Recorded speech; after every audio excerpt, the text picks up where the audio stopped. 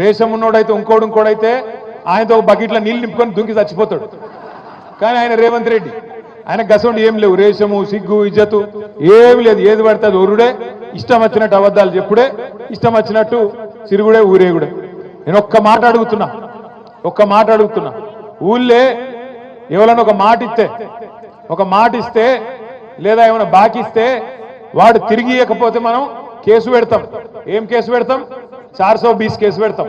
వీడు చీటర్ ఉన్నాడు, చీటింగ్ చేసిండు, వీని మీద మోసం చేసిండు కాబట్టి కేసు పెట్టాలి అంటాం. మరి గిన్ని మోసాలు చేసిన కాంగ్రెస్ ప్రభుత్వం, గింతమందిని మోసం చేసిన కాంగ్రెస్ ప్రభుత్వం ఇడిచిపెడదామా? రైతులను మోసం చేసిండా లేదా?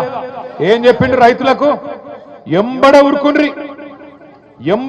కేసీఆర్ గారు 1,00,000 రూపాయలు రుణమాఫీ చేసినా, ఆ 1,00,000 మీకు వచ్చినా మీరు ఎంబడే బ్యాంకు కురుకుండ్రి, 2 లక్షల రుణం తెచ్చుకోండి, నేను వస్తున్నా, రాగానే డిసెంబర్ 9 నాడు సంతకం పెడతా అన్నాడు. పెట్టిండా? రుణమాఫీ అయిందా కాలేదా? నేను అడిగిన అసెంబ్లీలో రేవంత్ రెడ్డి గారు నిజంగా నీకు నిజాయితీ ఉంటే, నీకు చిత్తశుద్ధి ఉంటే నీ సొంత ఊరు కొండారెడ్డిపల్లె కోదాం, లేదా నీ సొంత నియోజకవర్గం కొడంగల్ కోదాం.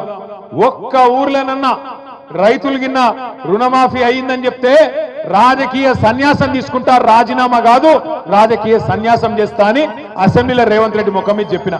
కానీ మాట లేదు, ఉలుకు లేదు, పలుకు లేదు. రేవంత్ రెడ్డి గారికి నేను చెప్తున్నా, సరే కొడంగల్ ఓని, కొండారెడ్డిపల్లె ఓని, రాష్ట్రంలో ఏ ఊరికైనా సరే, చేవెళ్ళ నియోజకవర్గం అయినా సరే, ఏ నియోజకవర్గం అయినా సరే, డేటు, ప్లేసు, టైము 3 ఇష్టం. ఏ ఊరికంటే ఆ ఊరికి పోదాం. నువ్వు కాకపోతే నీ మంత్రులను పంపి ఏ ఊరికన్నా పోదాం. ఒక్క ఊర్లోనన్నా గిన్న రైతులు రుణమాఫీ అయిందని 100% గిన్న రాసిస్తే మొత్తం బీఆర్ఎస్ పార్టీ నాయకులను రాజీనామా చేసి పోతామని చెప్పి కూడా నేను విజ్ఞప్తి చేస్తా ఉన్నా. ఇంత మోసం చేయ